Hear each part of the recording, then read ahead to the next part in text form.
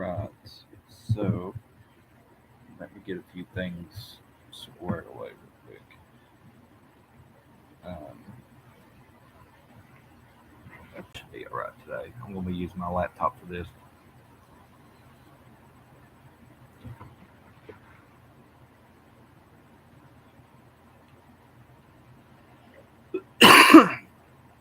All right. So that way I can look over my phone while I do this and do my chat and still work on what I'm doing. So, as previously stated earlier this week, hold on, let me make sure that the sound is good.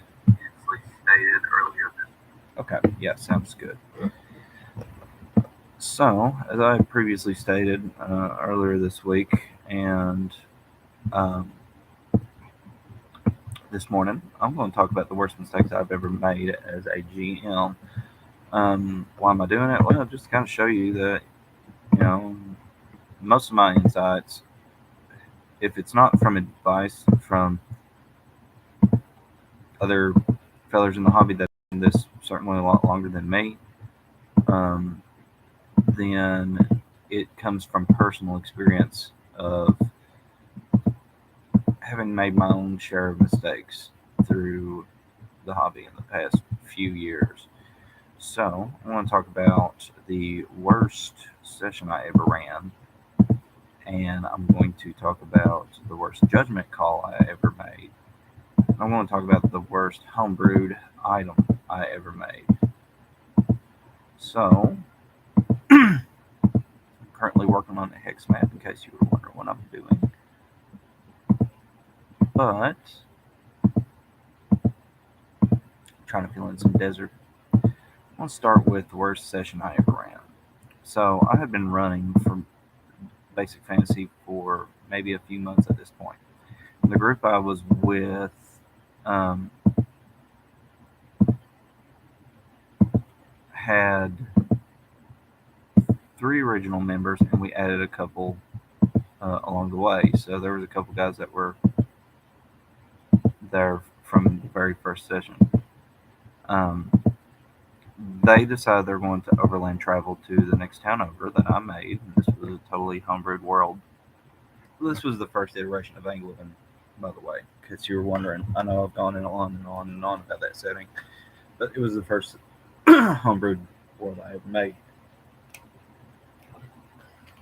Wasn't quite so fleshed out as it is now, be that as it may. Um, so for this particular session, at this point, the guys have been playing for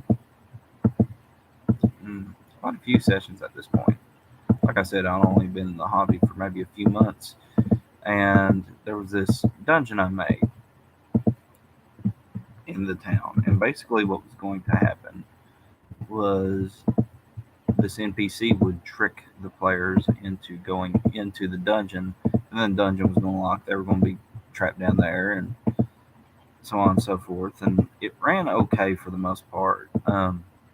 This is probably the most railroady I ever ran a game, and everything was quite linear. I had not really done a lot of prep in order to make this dungeon exactly very good. Um, so a little bit disappointing, especially in retrospect. Excuse me. Anyways, some of the guys had to sit out that night, and the guys had employed a retainer that belonged to one of the players that was not going to be playing that night. He canceled at the last minute because he had health issues, but he gave the other guys that were going to show up his blessing to use uh, his retainer, and they had become quite attached to this retainer. And basically, like I was running, this whole dungeon was just basically to see how big of an edge lord I could be, complete with like demons, devils, a necromancer at the end, and an altar. The only way out of the dungeon was to sacrifice a player, like a trapdoor would hit. There were no monsters to fight. You had to get out or starve to death, basically. And I had not I'm not a big fan of trapping players without having some kind of secondary exit, let's say. Um, like there should be more than one ways to get in and out of a place, in my opinion. Um, Players love that, and I think the game runs better if you do that, especially if you're going to stick a life or death scenario in like that. But at the time, I was wanting to have a more cinematic feel to my world, and that's how I found out that was a mistake. So, anyways, they get to this altar room. The only way out, they're trapped. The only way out is to spill the blood of one of the party members. There's no monsters to fight in order to cheat this thing, which I don't didn't want to. If I was to redo this, I still wouldn't do, but I would come up with a different scenario on how they could exit without shedding blood. But at the time, I hadn't even figured it out because I honestly was also the laziest I ever been. That was like I talk about how I don't really prep that much for my games nowadays, but I really didn't back then. Like I just hobbled things together, and you were along the railroad whether you liked it or not. So yeah, at one point I was a railroad GM.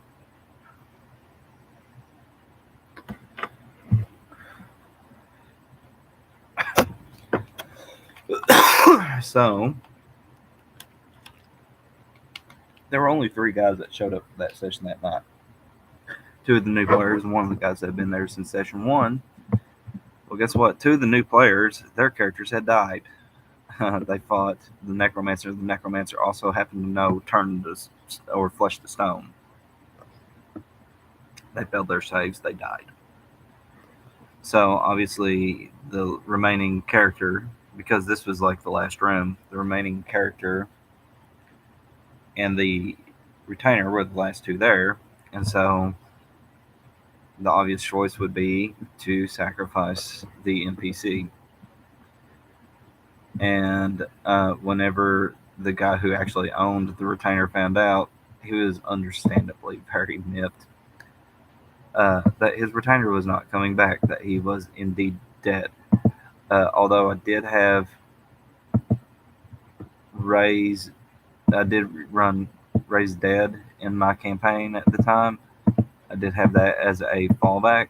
Uh, this thing would corrupt the soul so much that raising dead would not be possible. Like you incurred the wrath of gods in in the world, and they would not allow you to come back from the grave.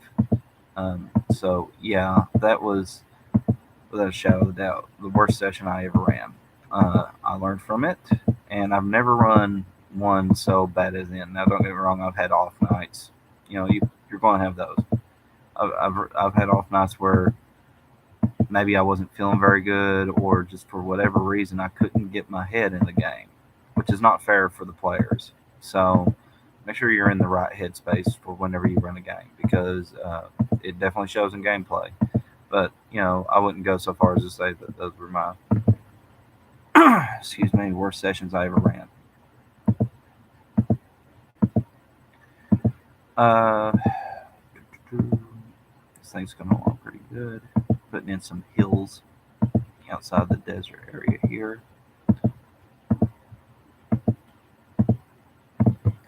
So, the next one, I believe, that was my worst session, my worst rolling now. So, actually, give me a moment to find this, because I can just simply bring up the PDF.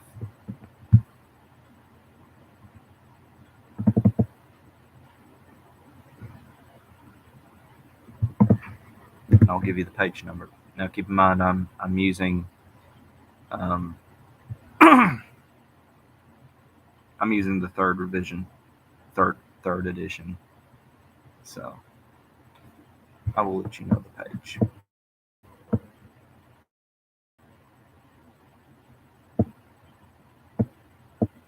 If you haven't had that edition, which I'm assuming most people have, because that's when basic fantasy really started taking off in terms of the fan base it has. Don't get me wrong, yeah, the whole OGL thing and the fourth edition certainly helped it, but I would say that's where most of us got to start. Okay, so let me find the page for you. I've got to find a few things here. Okay, so let me find it. I'm almost there. I'm sure. Yes, there I am. Okay, so if you go to page 47 of the third edition of Basic Fantasy Role Playing Game by Chris Gunnerman, of course, you will see that there is a section called Grade Like Missiles, and it gives you various different rules on grenades and how they hit. And basically, what happens is if you miss the AC of the target, you still have a like a 10% chance, a 1 out of 10 chance on a D10 on hitting your target still. Oh no, I'm sorry, I'm wrong. Well, that's fine because this is not the first time I've been wrong um, about this target, about this chart, and that's my point. So I don't run this chart a lot because there's not a whole lot of scenarios in which I've had a lot of players use the grenade mechanics. But this goes to my Mortal Coil group. So my Mortal Coil group, Carfanek, Grant, Gwydion, and Carfanek's retainer, uh, Falcon. They have cleared out the first level of the Old Island Fortress. They're getting ready to go down the second level. They discovered that there is a gray ooze, and they try to lure it to the staircase, and they're going to lob grenades at it. They're making makeshift Molotov cocktails with a bunch of oil vials and flint and steel and ropes and rags and stuff like that they had on them, because they were able to surmise that this thing dissolves in organic material. And so Grant's actually using his 50-foot rope and letting it kind of eat its way back, kind of like leaving a Reese Pieces trail. So we do that. It makes it back to the staircase. They start lobbing grenades. Well, when it's Falcon's turn, he misses, of course. Well, it's time to use the chart. Now, if you're looking at the chart, you will see that below number 1 it says in front, and above 0 it says behind. Now, I didn't pay attention to those little letters, and so what I had assumed. Hi, Rex. Good morning from Holland. Hey there, Harmon. It is currently 2:30 a.m. where I live. So that's 200 hours, 30 minutes where I live. I'm a night shifter.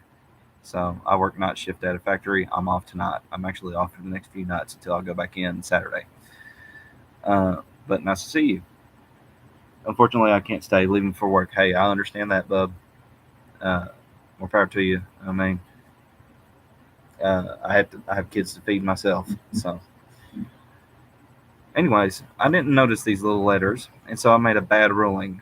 And what I had interpreted at the time, for whatever reason, and don't ask me why, I thought that the space in the middle of the chart was the PC or the attacking player in question, and that they had to throw up there, or there was a possibility that they could basically flub the throw and it would sling it behind by accident. Well, I had rolled that, and then it hit Gwydion. Gwydion is a magic user. Gwydion has the least HP out of everybody in the party, and of course he's at the back because of it. Guess what happens to Gwydion? He gets doused in fiery oil. Now they put the flames out, and he does live, but he takes a lot of damage because of my bad ruling. And you're probably thinking, what would have happened if he died? Well, for this campaign, I hadn't really decided if resurrection is a thing or not yet. So, but if Gwydion would have died, and if, let's just say hypothetically, I didn't have resurrection or raise dead available as like a way to revive dead players, I would let Gwydion make up a new character. I would let his player make up a new character, choose whatever he wanted from the class and the races and stuff like that, and give him the same amount of experience points, because if he would have died and I realized not very long after that I made a bad call, then um, yeah, I would have tried to have made it up to him in some way. Luckily, he did not die. Um, I just ruled in between sessions after I figured out that I had made a mistake that he had full HP again, and so which his player was a good sport about it. We all had a little giggle and a little laugh, and I was pretty straight and honest with my guys. Like, hey, last time we ran this game, um, I ruled the grenade mechanic very badly and very incorrectly. So, um, again, I didn't have a lot of experience with this table, and so I was beating myself up about it, but everybody was a pretty good sport about it. It happens. You're gonna make mistakes, and so you're gonna make bad calls like that sometimes too. You just learn from it. I've never made a bad call about that again, but I did learn that when you're looking at a chart, it probably helps to slow down and read what the chart actually says. Um, so too is avoid an accidental PC death, because that's what it would have been. That would have been a PC death that, yeah, I can understand somebody getting very upset about, because it would be a bad rolling on my part. And so I've covered the worst session I've ever run, and I just covered the worst ruling I ever made. Now for the worst homebrewed magic item I ever made.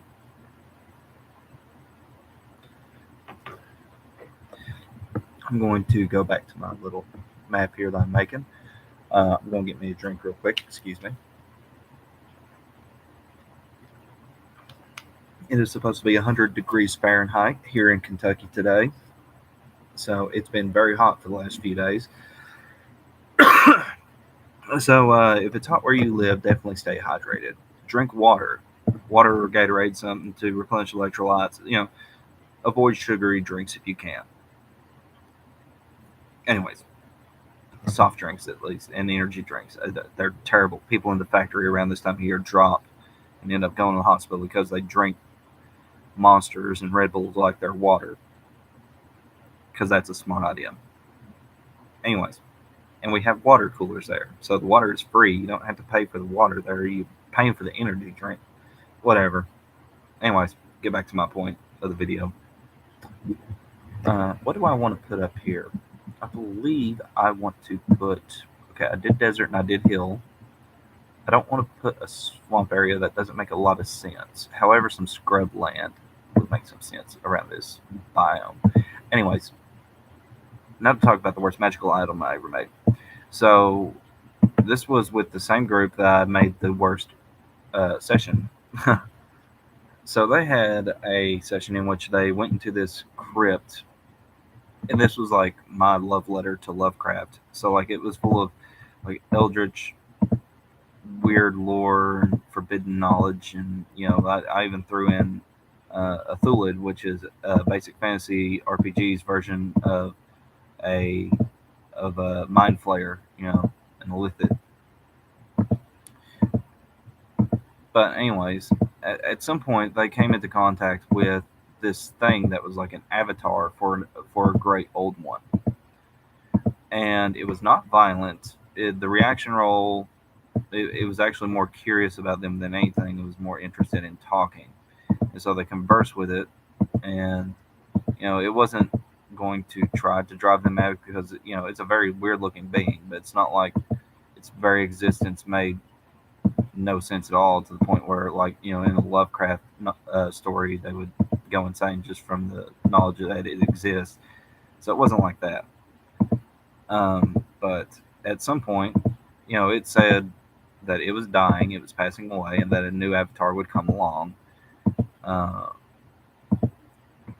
And that the only thing that would remain of it would be its petrified corpse. It would turn to stone like a statue in this deep underground crypt that nobody would ever find.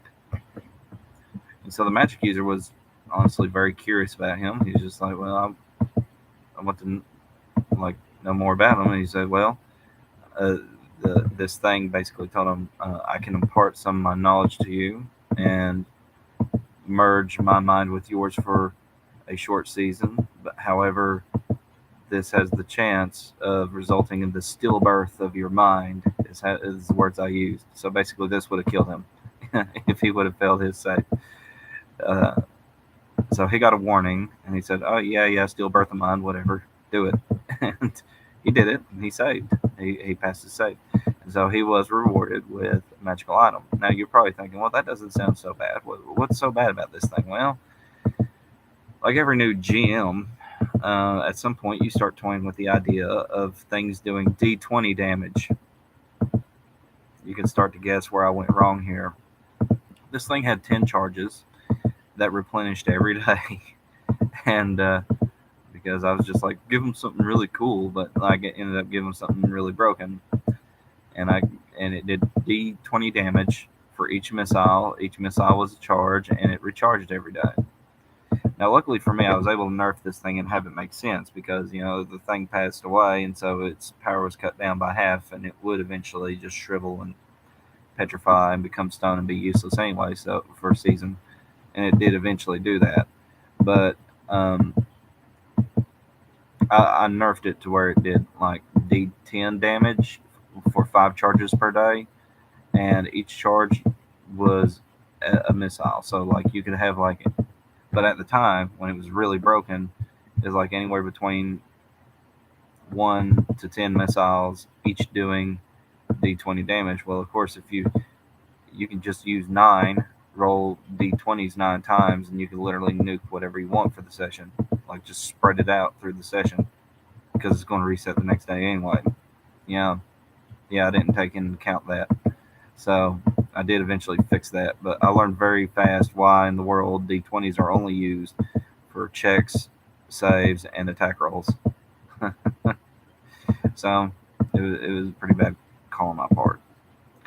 But that is it for the main topic of this video. For the rest of this video, I'm going to try to make it not last too long because I do want this to be a digestible stream. How long have I been running for? Probably 20 minutes now, maybe 30. I don't know. It didn't tell me the time. I can't remember what time I started. But I'm going to try to make sure that I talk about some things. Okay, so I'm going to answer some questions about myself real quick. Somebody asked me because they noticed in my videos I scratch myself a lot. Why do you scratch yourself a lot? And look, I don't find it rude. Okay, so like people are curious, so I'm going to let you know. Well, if you want to know what I do for a living, I'm a factory mechanic. I'm a tooling mechanic at an automobile parts factory. We make insulated car parts. The insulation is made from fiberglass. So, of course, the stuff is floating around in the air, out on the production floor and in the blend rooms where the raw material is made.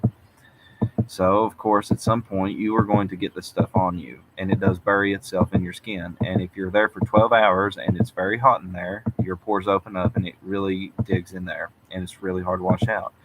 Couple the fact with the fact that we also use phenolic resin in our material as well, which also can be very itchy. And I've had it all over me before. Like I had a bag of this stuff explode on me one time because it came off a truck, ripped, and we didn't know it until we hung the bag up and tried to open it. Yeah, it doused me, and yeah, I had to go home and take a shower. Like they sent me home because they took me to the nurse's office to make sure that I didn't inhale too much of the stuff because I wasn't wearing it's not required to wear a respirator whenever you're hanging the bag. It's only required when you're like cleaning out the ducts where it goes. So of course I didn't have a respirator on, and everything was fine. I checked out fine, but the stuff was very itchy, and it hardens too, and it will stain your skin black. So that's why I itch myself a lot. I actually have, which you can't see, but like this whole arm right here, from basically the tattoo up, from the forearm tattoo up to the bicep tattoo, is just heat rashes and fiberglass stuck in my skin. It's been itching me that the heat outside has not helped. So yeah, I don't find it rude. Some people are just curious. So yeah, there you go. You know a little bit about me. Another question I had had these wrote down. Let me look these up because somebody messaged me about this. I believe somebody asked me on Facebook, and they might be watching this. They might not be, but they will probably be watching this later. So, Facebook.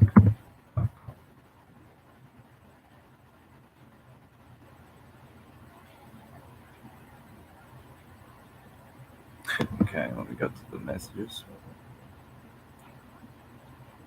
Okay, there it is. How long I have been playing and what edition I recommend for people. Well, um,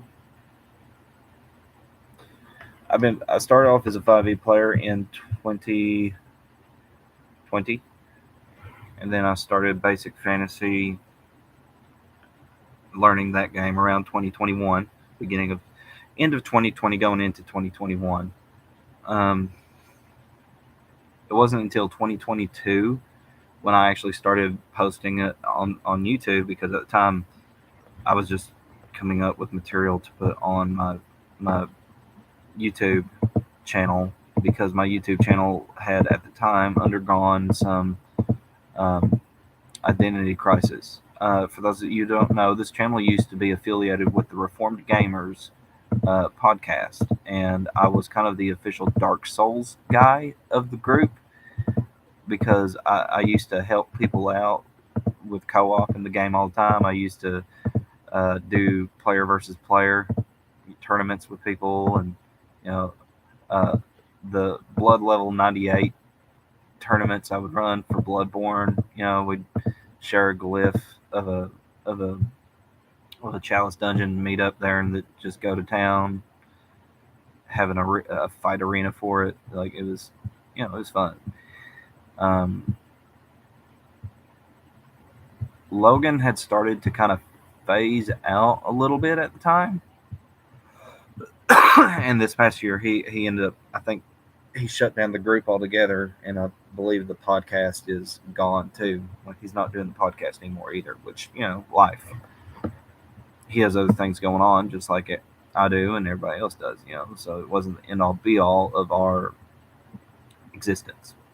It is what it is. But my channel had been undergoing an identity crisis whenever he was stepping away. So I turned my channel into like I talked about theology and philosophy quite a bit, and that didn't really get a lot of feedback. So it's like, well, what am I doing this for? Then I tried to get into the GunTube thing, and it did okay at first until YouTube really cracked down on the firearms community. Because I used to do firearms reviews, and I used to do like holster reviews and stuff like that. Is this holster safe for your gun? Like, is this light worth mounting on your pistol or your rifle or whatever? Like, is it really worth your time and money? And blah blah blah, that kind of thing. Well, whenever YouTube cracked down with the algorithm on that and started demonetizing everybody, even though I wasn't monetized, my stuff did not get put on the front screen very often. So it is what it is. The gaming stuff, now I still did streams for video games, but I didn't really do them that often to really get a lot of engagement. Like, I used to get a lot of engagement, but the problem was, because I wasn't affiliated with the Reformed Gamers anymore, I was in a sea of oversaturation for Dark Souls and similar video games. So it was my tiny little channel competing with big name channels who had content that really the only difference was they had better production values than me, because they could afford it, because that's all they did. Whereas you had me, a father of two girls, a husband, and a guy who works 12-hour shifts at a factory for anywhere between 48 to 72, sometimes even 96 hours a week, which I haven't done 96 hours in a long, long time, thank goodness. But point being, I didn't have the time these people had. So so I got stuck with trying to figure out, well, what is the future for this channel. And I just so happened to be getting into this hobby at the time. I started with 5e as a player, and that game's still going on because we have a great DM, and he comes up with good ideas. He got tired of running the modules and decided he was going to kind of mix the modules up with his own ideas, and like it's fun, So like you can be creative with 5e. Like this is not a channel dedicated to crapping on 5e. Now WotC, I'll crap on WotC all day long. I don't care, but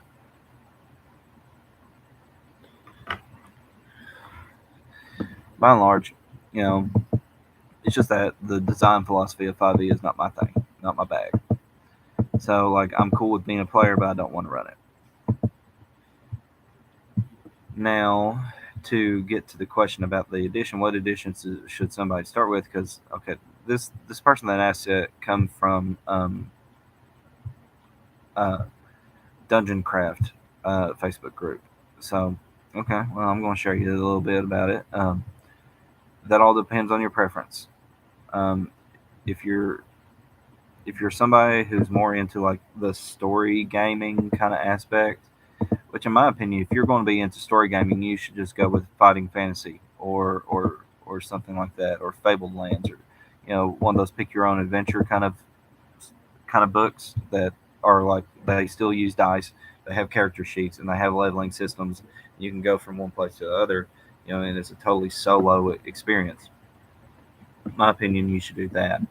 But if you're dead set on doing like a D&D thing, and you want an edition, well, 5e works, but again, I don't like running it. I have the Dungeon Master Guide for 5e, and it's really wishy-washy. Like they tell you, oh, it's just guidelines, but then like if you take away one rule from this, well, then the mechanics of this doesn't make sense, and it's because it's too crunchy, it's too number crunchy. It's not as crunchy as third edition, but it's still pretty crunchy. It's like a Jenga tower. You remove one block, and the whole thing is going to come crashing down. So, but if you want to go 5e, you can certainly go 5e. Although I would say don't even get the Dungeon Master's Guide for that game. I would say go with the Lazy Dungeon Master books, because from what I've heard, those are what the DM guide should have been, and the DM guide even borrowed, I think, some stuff from that, allegedly. I don't want to get sued. Allegedly. So there you go. Of course, after the whole OGL debacle this year, a lot of people are just like, no, screw WotC, and I'm not having anything to do with 5e anymore. Okay, well, if you want to be very consistent, you probably wouldn't want to run 3.5 or third edition or anything like that, because those are WotC. They have the same game design as 5e, only 5e is not anywhere near as crunchy as third and 3.5. Like that edition is so numbers heavy because it's more geared towards making builds than it is making a character for a game, in my opinion, anyway.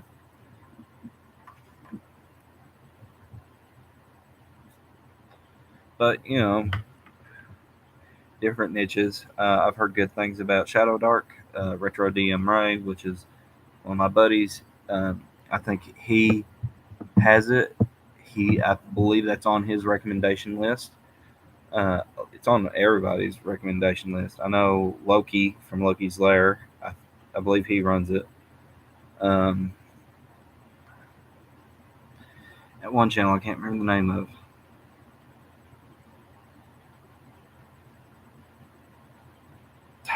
Never mind. But point being, it's got a lot of people. Everybody from like modern gamers to old school guys are recommending that system. So I mean, of course, you can't go wrong. Check it out. Um, Now, if you're looking into getting into, I want something that is very challenging for my players and has the potential, because this is a selling point to some people, the potential of a high mortality rate. Hopefully for the characters, not the players. Well, of course, you can't go wrong with the OSR. I have the, even though I've changed the name to my series from Basic Fantasy series to the OSR series, I still mostly run Basic Fantasy, and most of my stuff, most of my homebrewed stuff is based off of the um, third edition of Basic Fantasy RPG. So it's the system I like and the system I'm going to stay with uh, for the most part. Although I do like white box and have run some white box stuff, and so I would recommend white box if you really want to take a look at it. Now I also have Beneath the Sunken Catacombs. And I plan on doing that as a review on my channel, hopefully soon, but we'll see. Um, it's basically like this weird mix between, um, oops, I clicked the line and not the hex. There we go. But it's like this mix of dungeon crawl classics and white box, because for the most part that's what it is. It's like this amalgamation of the rule sets. It's like somebody's house rules for the games. Like somebody sat down at a table and decided they really wanted to run white box, but they really like dungeon crawl classics. So they made up some stuff to play with it. So of course you never go wrong there. There's a lot of indie developers out there too. Feel free to support them. Um, some people don't want to get into buying some things based off of the politics of somebody else, and that's totally fair. Because, I mean, to be honest with you, Watsy's politics is why I don't buy anything from them anymore either. You know, and it's based off of, it's very weird in a in a tell don't show kind of way, because they tell you, guys guys like me can't leave the hobby soon enough. Meanwhile, the guys that are keeping you in business are the guys like me, the white dudes in the basement. Because that's not to say that minorities don't play these games. They do. They certainly do. Um, I'm just saying that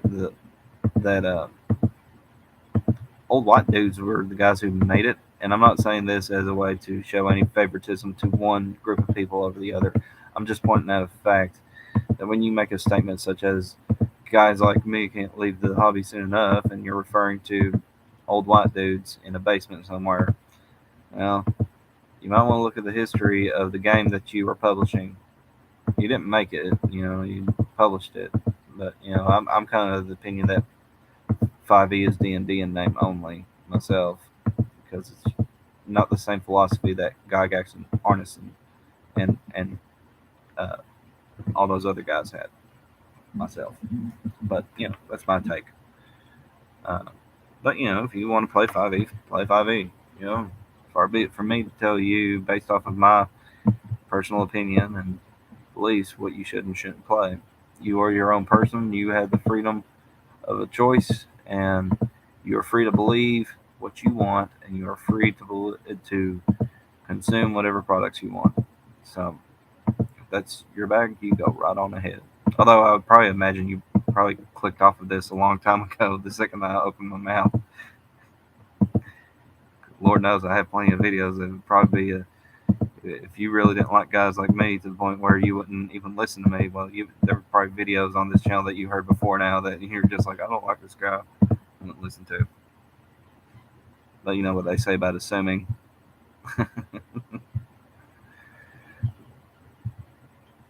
But yeah, like I run Basic Fantasy. You can't go wrong with that. White box, And the thing is, plenty of these systems are free. Like you can go on Drive Through RPG or Big Geek Emporium, and um, a lot of these systems have their own dedicated sites. Basic Fantasy has a forum of people that are constantly making stuff, and I used to be active in it pretty well. Like I helped with a room. I think I designed room 2 for January when for the Mega Dungeon challenge for the for 2023. I designed room 2 in January, but I haven't been back since then. A lot of stuff, you know.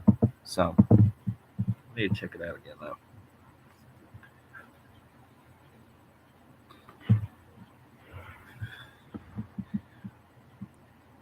Let's see what the other question was. Digital or analog? Okay. It's preference. I use both. What they were referring to is books. Like, what do I use at the table? I use both. Um, I usually have the PDF open in front of me, in addition to the physical book sitting right there next to me.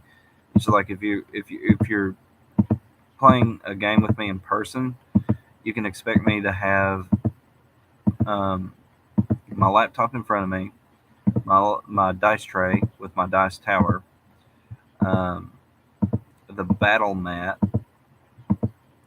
my cheap dollar store pawns. They look like they come from the game of Trouble. Not Trouble, sorry. And excuse me, those are my not miniatures. So they were cheap. I got them, and there was like 96 of them or something like that, which is plenty. But hopefully, I'm hoping to get into the miniature side of the hobby one day. It's just a big money sink. And I'm trying to be as frugal as I can right now. So I would love to get in the miniature side, but I'm not opposed to digital at all. No, not in a million years. I'm of the opinion that when you have so much technology, you might as well take advantage of it. And that's actually where I put a lot of my player notes and stuff like that, and how I track my sessions, and how much XP somebody got, and how much gold they found, this, that, and everything else. Like, I give very shorthand notes whenever I'm running a session, and you'll typically see me with my computer, my dice tray, the battle map, the pawns, and a copy of.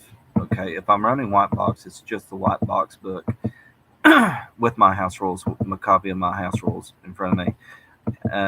If I'm running basic fantasy RPG, you'll see that, the equipment emporium, and the field guide, volume 1. I don't know if volume 2 is even in print yet, but anyways, it doesn't matter. The way I see it, like, volume 1 and the core rules have the monsters that I need for my setting anyway. And if they don't, I can always just homebrew it myself. So those are the physical books I have in front of me. But I also have the PDF like minimized on my screen somewhere so that I can make quick references, because sometimes I need to be open up to one place in the book, but also have like a chart open in front of me or a map open in front of me. And of course, I make my maps on the computer, and then I print them out whenever I get a chance. So it's just like this thing right here I'm working on right now. This hex map will eventually be printed. Excuse me. Got indigestion. I'm gonna do a couple more questions before I end the stream. I realize it's late for some people over here in the States, so I'm not going to. I didn't expect to get a lot of viewers. I just my live streams typically publish a lot quicker than my me trying to upload my videos straight from recording. So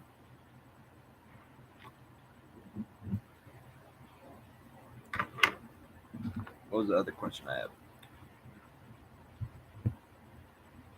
Okay.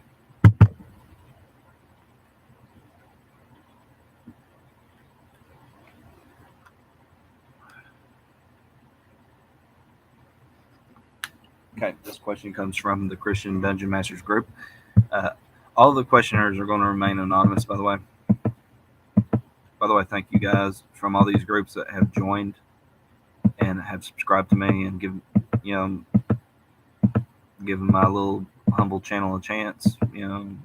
I realize I don't have production value, and I would love to upgrade my production value, but I got kids and I got a wife and I got bills to pay and a car payment and all that I've got to take care of. So upgrading my recording equipment for something that I only do like once every few weeks is not exactly high up on my priority list. So maybe one day, but that day's not today. Um, but I would love to upgrade my quality of my production at some point, but it ain't today. Anyways, so this question, I forgot the question. Let me look it up. Where was it again?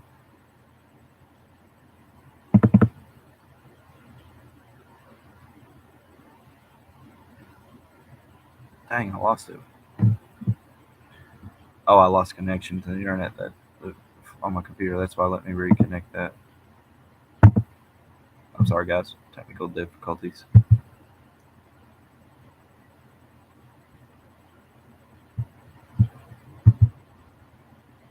There it is. Okay.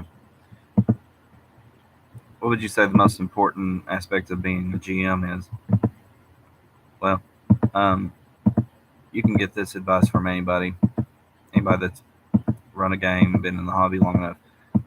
Most important aspect of being a GM is to realize that you have the power to say no, and you should exercise that right very frequently. You are the rules, although I do try to run raw from the book as best as possible. I think most of us do. Um, House rules are really only embellishments, further details on existing rules that the rules in books, couldn't possibly have a contingency plan on how to explain. So, but people. Something that I noticed, because some of you guys have watched my streams, you remember me trashing the idea that there was a player that started off as a wealthy person with like 10,000 gold and jewels and everything like that, and uh, I finally found and published my live stream that I did with my brother. Which, by the way, if you want to check him out, it's Lunch Trade Gaming. He doesn't stream a lot, but that's my little brother. We were talking last week because he's actually a player in a couple of my campaigns, and I actually play test a lot of stuff with him uh, to make sure that the stuff that I'm putting out for my players is actually, it's challenging but fair. Not necessarily balanced because, but that somebody would be able to come up with a plan on how to avoid a very dangerous situation, and blah blah blah. You know, he he helps me riff on things. But he's been my partner in crime for years. I'm 34, he'll be 32 in a couple months, so like he's been my partner in crime for as long as he's been alive. So, um, but and then that one GM that let his player start off as a level 1 werewolf. You guys heard me say that would have been a big hard no from me from the beginning for both sides. I think part of the problem with the gaming culture today is that if you say no, people call you a gatekeeper, which that is not the definition of a gatekeeper. Um, the idea of being entitled to a particular character or mechanic for your character is is something that was unheard of until you had people essentially hijack the hobby and um, turned the game into pretty much a weird, strange mixture of story time, amateur fiction writing, and a dating simulator. I don't care about your sexual proclivities. Keep it away from me. I don't run sexually explicit content, and I don't care for it either. Don't want it. Don't want it at my table. But anyways, now I've got my personal little thing out. Um, I believe a lot of those situations could have been simply fixed by saying no. You can't do that.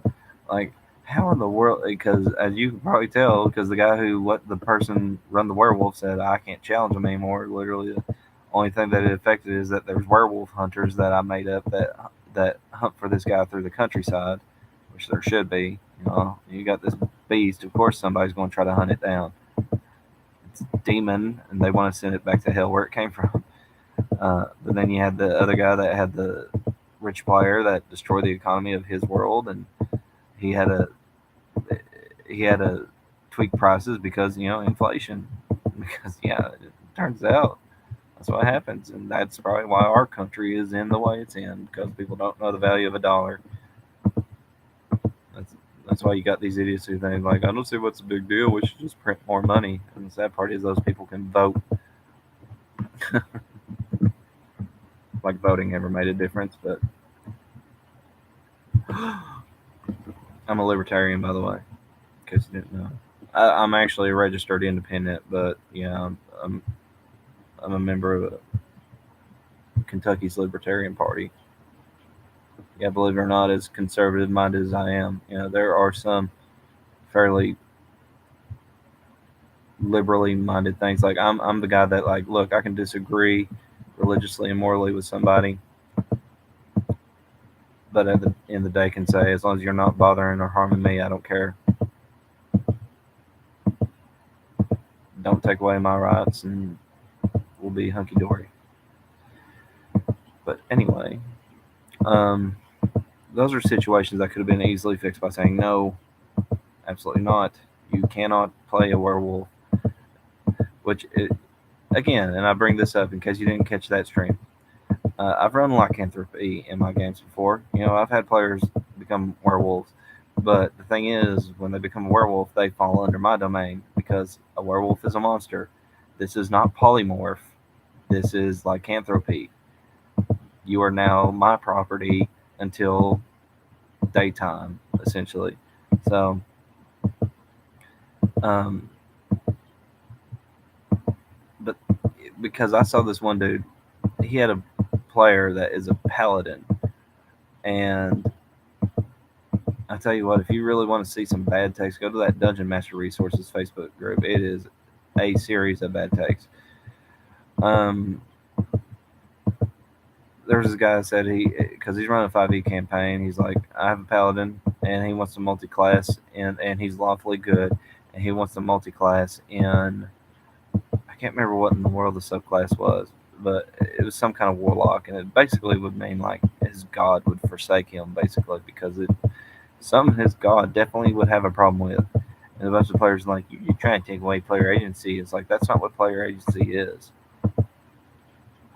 What sense does it make for a lawfully good paladin to essentially forsake his religion in order to make a pact with, which I think warlocks are the most immersive breaking class they ever made. I can't stand warlocks. But, you're trying to force his DM who has a feel for his world and a feel for his divine pantheon of gods in his universe, and you want some kind of weird religious pluralism to where, look, okay, so I'm a Christian in case you didn't know that. That's like asking why in the world I can't sacrifice children in the forest and call myself a Christian. It's because it goes against everything I believe. Right? Like my God would have a very big problem with that. So it's like people don't. I don't know. Part of it is like, I believe it's like this weird mixture of like bad gaming philosophy and also bad postmodern philosophy myself. But one more question and then I'll get off. I'll hush and I'll leave you guys alone.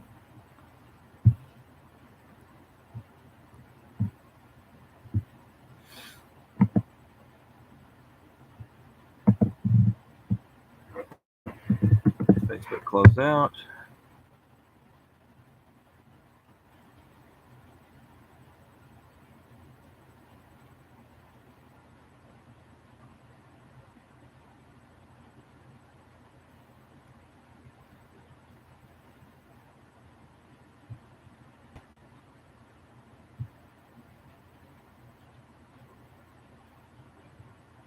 Okay, high magic or low magic? It depends. I like Tolkien. I like the fan. I love Tolkien. Um, kind of sick of people ripping off Tolkien though. Um, don't get me wrong. I like high magic occasionally, but I don't like it for campaign world. My campaign worlds have never been high magic. Um, primarily because I don't know. People are just like, oh, it's a Lord of the Rings simulator when they talk about D&D, and that's not what it is. Um, in fact, Gary didn't really typically care for Lord of the Rings and The Hobbit very much, and probably even less so after the Tolkien Estate Cinema's cease and desist. The game is more like a Conan the Barbarian simulator. If we really want to get technical about that and say which had the bigger impact, because it was more like D&D was more closer to swords and sorcery than it was Lord of the Rings.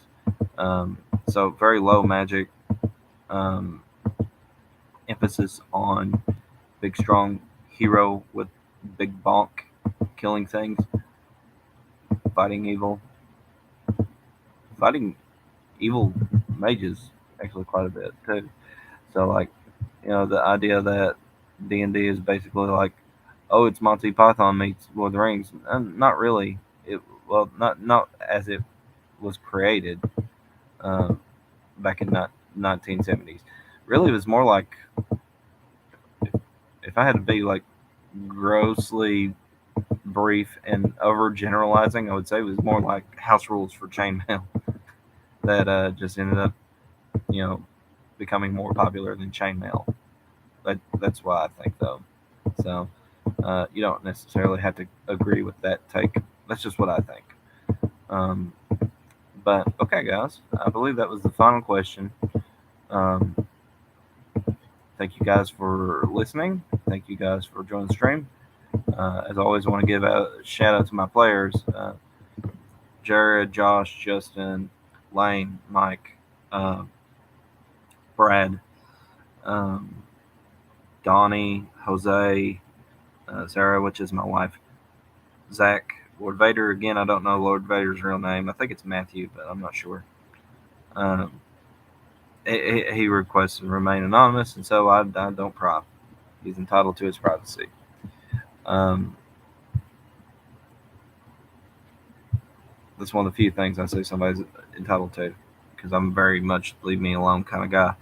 Um, uh, Carl, Zach, and Brian, uh, Ben. I can't believe I forgot Ben. Ben. Uh, so yeah, big shout out to those guys. Shout out to Retro DM Ray. So those of you that have not checked out his channel, check it out. It's a very family friendly channel. His language is certainly a lot cleaner than mine. He is I think he's a chaplain. I'm not sure. Maybe he can correct me on that. But he talks about OSR stuff all the time, and he does so in a very family friendly way. And so like you don't have to worry about any bad content. You found the right channel when you see the Forbidden Lands logo on it. Um, uh, let's see. I can't remember what Rob's game group is now, uh, but he changed his name. I'd have to look it up. But of course, Fred's been one of my earliest supporters. Was the first engager actually. Whenever I published my Mansion of the Forsaken Necromancer video, oh boy, if you wanna hear about a younger Rex, drawn on and on about that, feel. But it was very popular and people loved it, and even people who didn't even play it loved the idea. So which it was funny because it was just my love letter to 1950s, 1960s booger movies. old monster flicks. So, and I love that. I just do. So, um, uh, Steve, Steve hasn't. I don't think Steve has really interacted in a while. I hope he's all right. So, so shout him out, Dave. Want to shout him out. He interacted on the last stream quite a bit. Um, Again, I watched my subscriber count jump from like 130 to like 140 something overnight, simply because people have found my stuff either on Facebook. I've given my stuff over Facebook, or they found it in Discord, or I posted it in Discord in whatever groups I'm in. Um, Thank you guys. I do appreciate it. Um, I don't I don't ask for money. I'm doing this because I like it. I'm not doing it for fame. I'm not doing it for money. I have a job. I don't need it. If I need money, I'll just go out and work. I've got a job. I don't need the money. Don't get me wrong. If I ever lost my job, I was having problems finding something. Yeah, I'd probably start like a GoFundMe or something. But because everybody needs help every now and then. Which reminds me, if you want to do a good thing for a person today, um, definitely call somebody up, let them know you love them, how much they mean to you, and if you can spare the change and know somebody in trouble, feel free to help them out monetarily if you feel like it. And I'm trying to make a positive, like I'm trying to make sure that, like, 'cause I know I can be abrasive. Just ask my wife. But you know, and if you have a little money you want to get to charity, um, um, give to. Okay, so here's a little personal thing for those of you who don't know. My younger daughter is autistic. Um, I used to support Autism Speaks. I still have the shirt. I've heard some shady things about them. I haven't done all my research yet, but for the time being, retroactively, I will recommend Autism Speaks. So, of course, I will always recommend Shriners and St. Jude's Children's Hospital. Uh, Two places that are very excellent for child cancer research. Feel free to give to them. Um, uh, some people have asked about this tattoo. As you can see, it's a banjo. Like I play the 5-string banjo. Some of you might have found the videos on my channel about that. Um, this tattoo was done by Dale North, who was a tattoo artist in Corbin, Kentucky, and he ran In the Skin. Dale passed away last year from ALS. This is actually a unique piece. He never did anything like this before or since, before he passed away. In fact, there was a joke. He goes, circles and lines are the hardest things to do, and here you come bringing me both. So every year they try to do an event in town in memory of Del North and for ALS research. So if you feel like you want to give money to ALS research, search it up, and give to that. And of course, the American Suicide Prevention Foundation. I'm a big believer in what they do, and if you have the money and the time, give freely to that. Um, Again, I'm not asking for your money because your money could go to much better things than little old me. So, anyways, as always, guys, take care. God bless. I'll see you on the other side. I'll close this video out now.